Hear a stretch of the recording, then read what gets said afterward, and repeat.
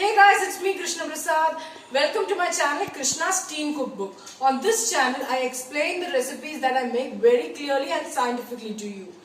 We explain the origins of the recipe and sometimes we tell how the alternatives of the recipe work, how the ingredients work and react together and everything more. If you want to know all of these, please subscribe to the channel so you get notified every time I post a new video. You can like the video and share it with your friends and family if you find it really informative. So let's get started with the recipe. Today we're going to make mud pot chicken biryani. This is a medieval recipe from India. It's a blend of Persian, Indian and Irani cuisine. So let's get started with the recipe. The ingredients are whole spice. You can take it according to your taste. The quantity can be changed. Then you will need vegetable oil, 1/4 of a cup. Then you will need coriander powder, 1/2 teaspoon. Then you will need salt as per your taste. Then pepper, about 1/2 teaspoon. You can change it according to your taste. Next, chili powder and turmeric. You need 1 teaspoon of chili powder and 1/4 teaspoon of turmeric. Now you will need garam masala, about 1/2 teaspoon. Then you will require curd, about 1/2 cup, and chicken, about 300 to 350 gram approximately. Now in a bowl, add all of the spices, curd and oil and mix it really well. Now I'm taking an earthen pot. You can use a bowl as well, as it's a traditional recipe and people back then didn't have access to glass bowls, so I'm taking an earthen bowl. You can use any other bowl. So now let's mix all of these ingredients really well. Now I'm taking an iron skillet and I'm dry roasting all the spices. Just dry roast the spices till they lose their moisture. Don't over roast it. Now in a mortar and pestle I'm grinding all the spices that we have roasted. Now we need to grind this until it's coarsely ground. So let's grind. Now let's add all of the ground spice mixture and now also add ginger and garlic paste. Now let's mix all of the chicken pieces really well with the marinade. We're going to refrigerate this for about 8 hours. Now I'm not adding any lemon juice in here, as you notice. It is always a wrong thing to do while adding lemon juice in the meat. What lemon juice does is it makes the chicken very rubbery, so you should add it only when cooking.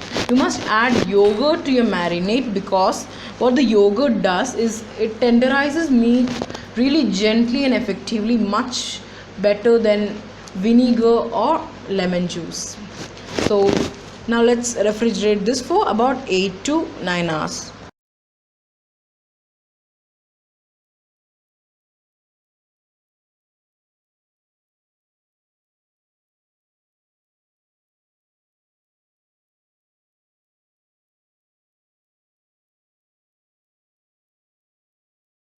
Now in a bowl I'm adding 1.5 cups of rice and I'm also adding a lot of water into it so that it can soak really well. We have to soak this for about 30 minutes. Now let's fry the onions really well in a kadhai. We need fried onions for this recipe. They enhance the flavor of the biryani. So we need to fry them until they are golden brown. Now what I'm doing is I'm going to add 2 teaspoons of sugar for this recipe. I'm adding sugar because it helps the onions to caramelize a lot faster. So it's very important for this recipe.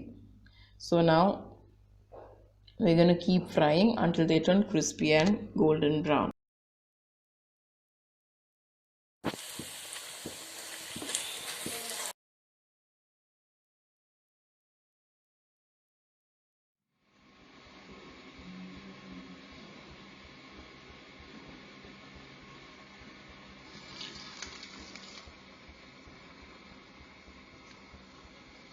Now the onions are nice and caramelized. Let's transfer them to a plate.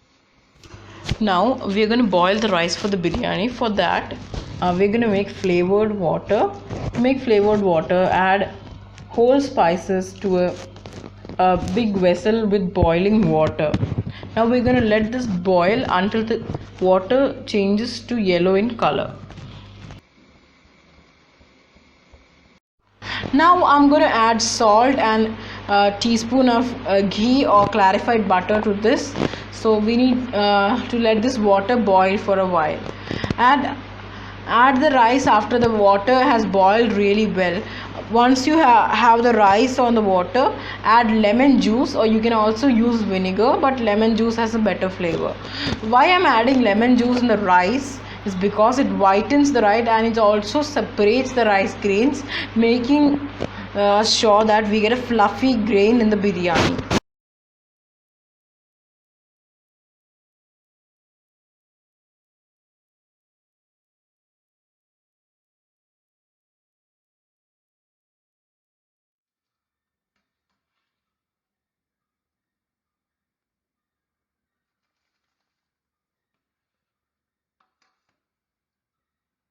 Now in a stove top, I'm going to heat the pot.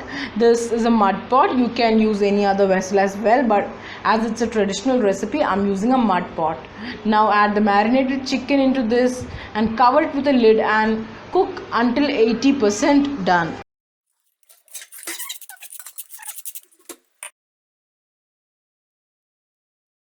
After 6 minutes, check if your rice is done. My rice is done 80%, so I'm turning off the flame. Now it has been 6 minutes and my rice is 80% done. I'm going to turn off the flame and strain the rice immediately. After 18 minutes, my chicken is ready, 80%. I'm going to add mint leaves, a few green chilies and juice of half a lemon to this. I'm keeping the flame on low and stir these things really well and cook it for another 2 minutes. After about 2 minutes, we are going to layer the biryani, close the flame, and to the cooked chicken, we are going to add the strained rice. Add one layer of rice first, then add fried onions and mint leaves, and then add another layer. On the last layer, we are going to add desi ghee and also bitter fried onions on top, and also mint leaves. After that, in a bowl, take 2 tablespoons of milk, add a pinch of red food color. You can also use saffron strands for better flavor, and drizzle it on top. We are doing this because we will get nice red color grains in between the biryani.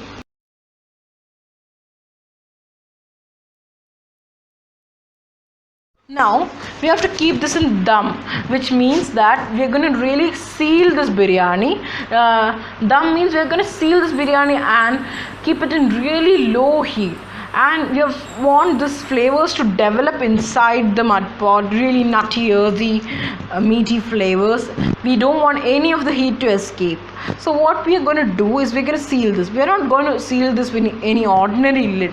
We're really going out of the world, and what we're going to do is we're going to roll out a chapati, okay, and we're going to cover this mud pot with the chapati, okay, the upper portion with the chapati really well, seal it in really well, make sure there are no holes in the chapati, and also brush the chapati with some oil.